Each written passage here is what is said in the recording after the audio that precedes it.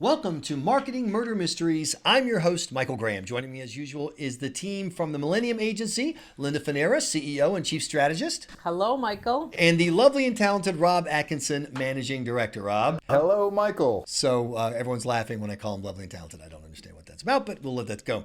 So, advertising and marketing pros see it all the time. Brands that get killed in the marketplace. That's why this is the Marketing Murder Mystery.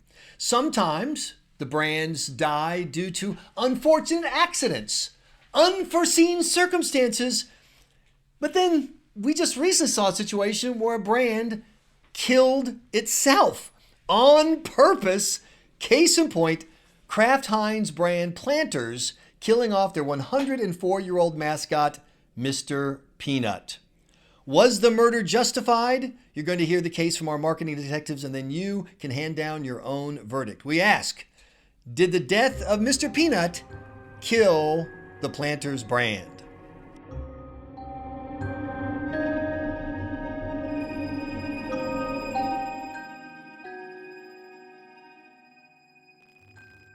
That's right, Mr. Peanut is dead. He died sacrificing himself for his friends and movie stars after a terrible car wreck.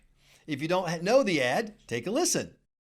I just died in your arms tonight. Oh, look out! Oh! Abandon that! Oh, we're too heavy. Oh. Matt, let go. No, you let go. Hey, Mr. Peanut, no, you don't. Don't do it, Mr. Peanut. No. No. Maybe he'll be all right. Maybe not.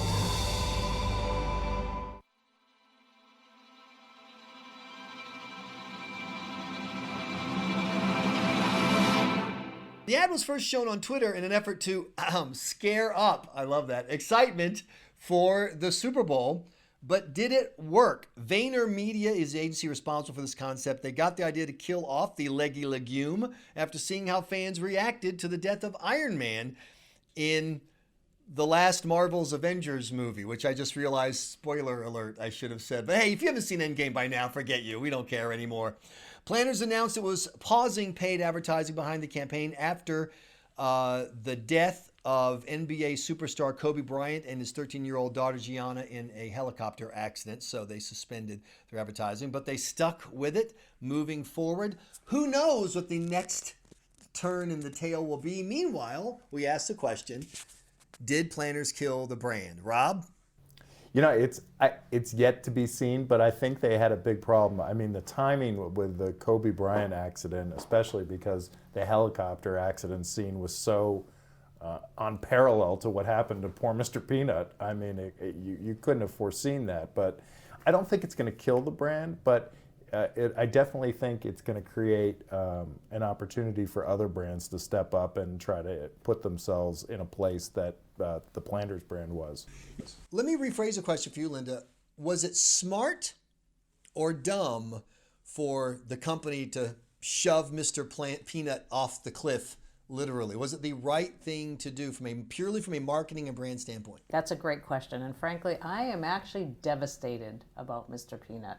Very upset about the fact that he's disappeared. He reminds me of the Energizer Bunny and some of the other, icons that I actually grew up with, although I'm dating myself. What, you grew up 104 years ago? I think everybody pretty much grew up with him, Linda. I don't think it's a problem. No. To be honest with you, from a marketing perspective, I think they should have kept Mr. Peanut. I mean, I think he still has some legs, and possibly, I know that he had a tragic accident, but the big question is could he possibly come back to life? Could there be more to Mr. Peanut after this? Well, before we get to the speculation about what the future is, the decision of a prominent, well-known brand to take an incredibly well-known icon and either end him or pretend to end him, whatever, but that concept of dealing with that icon, what does that do to the consumer? Is it a smart way to build your relationship with the consumer to basically kind of play with their feelings almost in a way? Or is it like, no? I mean, you just don't do that. You don't have the Trix bunny, Twix are for kids, suddenly being chased by Elmer Fudd, and then there's the scene where the shotgun rings out and the bunny grabs his chest and falls to the ground. I mean, come on, you can't do that to the Twix bunny, right? You can't do that to the Mr. Peanut. It's Mr. Peanut. It's Mr. Peanut. You can't kill Mr. Peanut. But they did. I know. So that's what I'm asking from a marketing standpoint. So what are the upsides? Let's do the upsides and downsides. Downside. No, upsides first. What is the first? What's the first obvious upside? Upside, everybody's talking about Mr. Peanut. When was the last time, Linda Finaris, you had a conversation about Mr. I Peanut? cannot recall the last time. My wife learned something about me from this. When I was a little kid, my parents were divorced and they married each other again 3 years later, which is kind of an interesting story. And during the interregnum, I got these amazing Christmases because everyone was so racked with guilt. So I'm like 5. I'm like, this divorcing is great. And one of the gifts, it was one of my 5 favorite Christmas gifts of all time. I got a Mr. Peanut peanut butter maker. It was the biggest scam in the world because all you did is you bought Planters peanuts, Right. put them in the hat, cranked the cane or whatever, and then all that came out was just the paste of them. Like you couldn't even eat it. It was like if you took peanuts and beat them with a hammer, But I just love it. It's like, oh I got my Mr. Peanut. I just sat there cranking away, making this inedible paste. That's how long Mr. Peanut's been in my life. But I never talk about Mr. Peanut, and he for weeks leading up to the Super Bowl, he was the conversation. Yeah, look at the brand affinity you have for it. You had a toy that you actually have a fond memory That's right. of. It was a special Christmas moment. You had a relationship with Mr. Peanut, and then they killed him. Right. So Right. That loss is one of the downsides because think about it, right? You just lost something, right? So that's a takeaway from the consumer. So now I'm thinking to myself, does Mr. Peanut's brand exist? Does the Planters brand exist in that way? And so now when I go to the store, if I don't see it, I'll think it's a loss, and it's an opportunity for another brand like Blue Diamond to come in Right. and start emphasizing their health benefits Right. over the iconic mascot of Mr. Peanut, which I had hand loyalty to, and I would grab and put in my cart because I knew the taste, I knew the price point, and it worked for me. Right. I mean, I honestly don't see the upside of actually retiring Mr. Peanut. Retiring, though. We didn't kill him. Oh come on, he wasn't whacked. This wasn't a mob hit. It was pretty I tragic. mean, this is like No. Ryan's death. Okay, now you've gone way too far. That's exactly what happened. I mean, it's terrible. I do not see any value of actually, and I am going to use the word retire. I'm sorry, but a lot of people have a lot of brand affinity for Mr. Peanut, and unless they plan to come out with something new or modernized, and I'm sure there's another strategy behind this, but they have a great brand name and they're easily recognizable, and you do have an emotional connection with Mr. Peanut. So what exactly is the point? After all of these years, you've taken years and years to build the brand, you've taken years and years to push Mr. Peanut out there. All of a sudden he's died off. Then what? Once all this buzz disappears, then what? Yeah. So I want to interject something. The idea that Mr. Peanut is not the brand, he's more like the logo for the brand. In other words, nobody says I'm going to eat Planters peanuts because the same way that Emerald, like Emerald's, you see Emerald and you see his stuff. Well, Emerald makes it, or he obviously doesn't make it. In fact, it's his stuff. Emerald adds value, so that's the thing. Wendy, Bill, what's his name from Wendy's, the restaurant owner, who passed away. But you added value because it was him. Right. He's really just a traveling logo. So they took the logo and they put him in different situations. They gave him a Nutmobile. They had him rescue the baseball player Alex from the Yankees from a bad snack. Yeah, Alex Rodriguez should have rescued him from Madonna, but that's a separate issue. And so all they're doing is manipulating the logo. Nothing is being said about the product, the product's price, the product's makeup. They're not saying we're going green or we're going whatever, GMO free. They're just, it's like KFC. Right. They took Colonel Sanders, a real guy who then's face God was on a bucket, and then all of a sudden you can't have this old white Southern guy in the woke era. So they turn him into a cartoon character, basically. They have all these different comedians playing him, and that's all they've done. Yeah, but the Colonel's not taking a bullet for Mrs. Butterworth. I mean, he's not jumping in front of a gun to save Mrs. Butterworth in that ad. I mean, you know. Mr. Peanut was not whacked, okay? Captain Crunch did not collude with the Lucky Charm leprechaun to bump him over the cliff, you know? I don't know. It was fairly suspicious. I mean, the Nutmobile. Caesar's I Pizza. know. I don't even know if the Nut. I mean, and by the way, the Nutmobile's lost too. That wasn't an accident. So I mean, they've totally killed every identity associated with the brand. Interestingly, the folks over at Oscar Mayer have offered to loan the Wienermobile to the folks for this funeral procession. So you got that. As they should. So David Vinjamuri writes at Forbes, killing Mr. Peanut was never a good idea. And what was his take, Rob? Yeah, so he said the problem was you didn't build a real, like when Iron Man died in the Avengers movie, you had seen his story arc, you had identified him, kids dressed up as Halloween like him, right? And so when he died, it was an emotional moment because he died sacrificing himself for his friends, the world, and you as the audience member kind of connected with that. When Mr. Peanut dies driving the Peanut Mobile, listening to I Died in Your Arms Tonight and swerves to miss an animal and gets ejected, I don't feel like that was an emotional enough connection for me to feel the loss, and therefore it felt stunty. And that's what I think the Forbes article hit. Yeah, that's what David Vinjamuri said, is that it was too much of a stunt as opposed to a step forward in a storyline that you were already engaged in. Right. So a step forward in a storyline might have been if Mr. Peanut, maybe he passed away, but his daughter took over, right? And she's young and healthy, and she can compete with the Blue Diamonds of the world, who are offering, you know, smart eating solutions, low net carbs, you know, Right. all of those, you know, buzz trend words right now, Right. which Mr. Peanut doesn't really do with his True, monocle and true. his, you know, he's. But I do agree with you. You know, I do think that that sort of quick death out of nowhere will not bring any additional value to the brand, frankly. Because to my point earlier, once this is all said and done, we're done. And I guess the other question is why wait to actually show this? Like, it got basically pre-released. So what is the point of that? So you're pre-releasing this, you know, commercial, and so everybody's talking about it now. They'll probably continue to talk about it for a little bit longer. And if nothing happens after this sort of episode of death, it's over. That's a great point, but I also think there's a lesson here for people who are doing their own marketing about the value of the tease, because the ad was released in advance of the Super Bowl, and you could argue, well, gosh, why did you do this now? You know, the Super Bowl hasn't happened yet, and you've already told us. No. People are going to be waiting. Has Mr. Peanut ad run yet? Has it run yet? It is. Generally speaking, I find that clients tend to be too worried about releasing too much. They're afraid that if you do a release, you're going to take away the buzz. We want to burn it all. But generally speaking, and particularly in the fragmented media consumption climate we're in, where it's so hard to get people's attention, the little pieces here, there, you can give them a lot, and they will. What you need is the tease to hook. If it doesn't hook, it's too small. If you have to tease by giving away 99%, if that's what it takes, the tease has to set the hook. If it doesn't set the hook, it's a waste of time. I don't think. I'm sure when the numbers are all worked out, it did not cost them any viewership at the Super Bowl for doing this tease.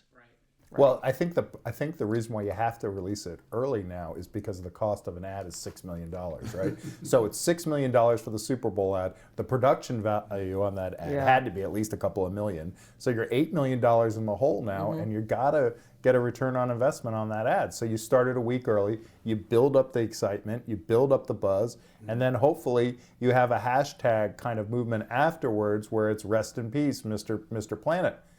Peanut. But you know, the Kobe thing, though, was the problem with it was when they released it early and the Kobe Bryant accident tragically happened, it really put the whole campaign in a downward. I disagree completely. I mean, you know, maybe I'm too much of the no, there's no such thing as bad publicity. But the tragedy, obviously the tragedy of Kobe, what happened to the people in the helicopters, was horrific. So that's, as a human element, that's the horrors beyond there. No one wants that to happen, whatever. But the unintended net impact is that it increased attention on the Planters Act even more, made it more part of the conversation. When they did the smart thing and said, we're going to pull down, all that does is heighten the attention for the Super Bowl that was soon thereafter. And I just think that's I just can't express given that the average person is seeing more than, what's the last number I saw, something like 300 something impressions a day. To have an impression stick out is just so valuable. But I want to go back, Linda. What about this idea of using the tease and anticipation, not just of your product, but even of the marketing of your product? Do you agree with me that most people don't take advantage of the opportunities they have, that they kind of say, well, the ad's going to hit, and then the ad's going to do what it's going to do? And well, actually, there's a marketing opportunity sometimes in the ad itself. There is a huge opportunity there. In fact, I mean, if I was in Mr. Planet's marketing department or I was their agency, after everything that they've put up with, and they've gotten some backlash about this because of the Kobe Bryant situation, and I know I'm sure it cost them a couple $1 million, but to do sort of another series with this sort of concept, whatever happens to Mr. Peanut, this is their opportunity to really leverage that situation with what just happened, with what could happen next. And that could happen next could be huge. It could just keep the conversation going for another, who knows what, another week or two. Hey, did you see the Mr. Peanut, commercial? They changed it and they, XYZ happened and, he's whatever, comes back as a ghost. I mean, we don't know. Whatever the answer is, we don't know, but there is an opportunity to leverage what just happened with the backlash that they had to deal with and maybe come up with a sequence to that. Okay, I want to wrap this up with a broad marketing conversation about mascots. Mr. Peanut violates one of my personal tenets of marketing. I hate logos, mascots, whatever, who eat themselves. The M&M peanut guys, I don't understand. Why are you trying to get me to eat M&M peanuts? You should be running, who's perfect on this is Chick-fil-A.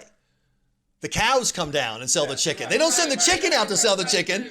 It's like, if you've ever been down south, I grew up in South Carolina, the home of the world's best barbecue. Mustard-based barbecue is the best barbecue. But all over, you will see signs that say barbecue. And then there's a pig at the grill with a rack of ribs. And I'm going, okay, either that pig killed somebody and he's eating humans, in which case I'm a little turned off, or he's eating his cousin. But you can't have the pig cooking the pig. I hate that. Mr. Peanut, in fact, one of the reasons why some people thought Mr. Peanut was the perfect symbol for capitalism is he's clearly a wealthy guy, drives a nice car, has a top hat and a monocle, and he eats his own. Because he's eating other peanuts. You don't do that. So that's just a personal problem. So I'm going to run some mascots by you guys, and you tell me good, bad, up, down. What do you think? Let's start with Chester Cheetah, who tries to make it cool to eat Cheetos. Good or bad? Bad. Why? Because it's cartoony. It doesn't appeal to me as a consumer who's more health conscious. Maybe it would appeal to the kids who are doing it, but and you're hoping that the kids are going to grab the bag, throw it in the cart, and be on your way. But most of the time, the parents are going to be blocking it and saying, "Oh, don't bring that into the house." Right. So it's not healthy. I have to agree with you. How about the Burger King, who has gone through several iterations from silly cartoon to really creepy guy, whatever. What do you think of the Burger King? No, Linda. What do I think of the Burger King? Yeah. I've been watching Burger King for so long, and they're always in competition with McDonald's, so I kind of keep a close eye with them. I'll give you here's why Ronald McDonald's better than the Burger King. Yeah. You could kill the Burger King. You could have a whole storyline where the Burger King sacrifices himself for the Impossible Burger recipe or whatever. Blah, blah, blah. Right. You cannot kill Ronald McDonald. Period. That's true. There is no story arc, no storyline, no marketing moment where you can kill Ronald McDonald. Well, because his brand, like the Ronald McDonald houses, are exactly. home for children and children. Cancer, yeah. But the people of America would not let you kill Ronald McDonald. There's no storyline with that kid. You can't even rough him up Like you can't even get nothing. Burger King, you can have an ad where some ruffians are kind of. People be cool with that. I've done news stories where when it's when they get vandalized, like the Ronald McDonald, Yes. it's like in the newscast that somebody vandalized Ronald McDonald. That's the kind of logo that you can't mess with, but also that you can't replace. I mean, the marketing power of Ronald McDonald is. Well, that was the brilliance of Ray Kroc in McDonald's, is that he used the themes of churches and local town squares, and the arches were a symbol of that new type of environment. So Interesting. the main person of that church, of course, is Ronald McDonald in that case. So sacrificing him you're right, is I know impeccable. it is interesting though, because when you say, when you think about those two brands, they are similar, although they definitely have a different emotional connect. I agree. I think Ronald McDonald, hands down, I think they've done an incredible job with their marketing. They've been very consistent, and they have that iconic feel to them. So you know exactly what what they represent. Burger King, on the other hand, I mean, I think their overall strategy was like, hey, we have 100% beef patties. That was. Yeah, but they didn't have a problem whacking the Hamburglar. And of course, the theory now is that the Hamburglar actually faked his own death and is actually working as a hitman underground. Who's responsible for the unfortunate incident with the peanut mobile? I don't want to name any names, but fingers are pointing to the Hamburglar. The hands on the clock are pointing to time for us to wrap up this podcast. You've been listening to the Marketing Murder Mystery Podcast, brought to you by Millennium Agency. Find them on the web at mill.agency. I'm your host, Michael Graham. Stay tuned. Our Marketing 101 tip coming up.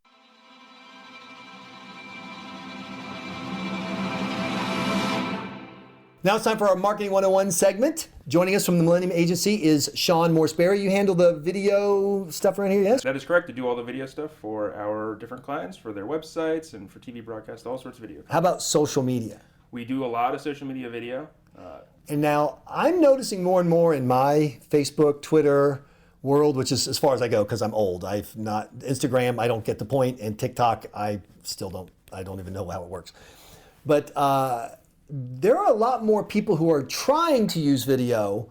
They're sending me a lot more videos, Sean, but I find myself watching them less and less. What are the smart ways to use video on social media, and what are the off-putting, or dare I say, even dumb ways of using video? Well, first thing is consider the video that's relevant to your clients and where it will make sense for them. If you are a large technology manufacturer of widgets, your clients probably aren't all that much on Instagram or Pinterest or TikTok for that matter. So considering what's relevant and where your customers are going to be is huge. And then once you know which platforms these videos are going to make sense on, considering the specifics of those platforms. So whenever we make videos for Facebook, there's statistics that show 80% of videos on Facebook are watched with the sound off. And because people are just scrolling and the sound's automatically muted, so we will just burn captions into any video that's meant to be promoted on Facebook. That way you automatically have text on the bottom of it that you can read. Let me stop you right there.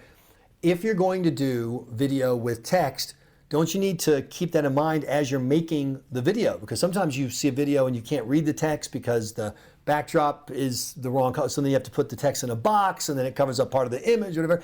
Or the person's saying so many words that you're like, the scroll, by the time you read it, you can't keep up. So shouldn't you write and produce your videos for Facebook with that idea in mind, that what really matters is going to be the text at the bottom? That's absolutely the case. Yeah, if you are producing a video and you have someone talking and you haven't framed the shot to leave room for text, then you're going to be covering, you might be covering part of someone's neck with text, and it's just going to be jarring and off-putting. So leaving space when you're framing the shots, honestly, in this day and age with the resolution of cameras, just always frame a bit wider to give yourself more space.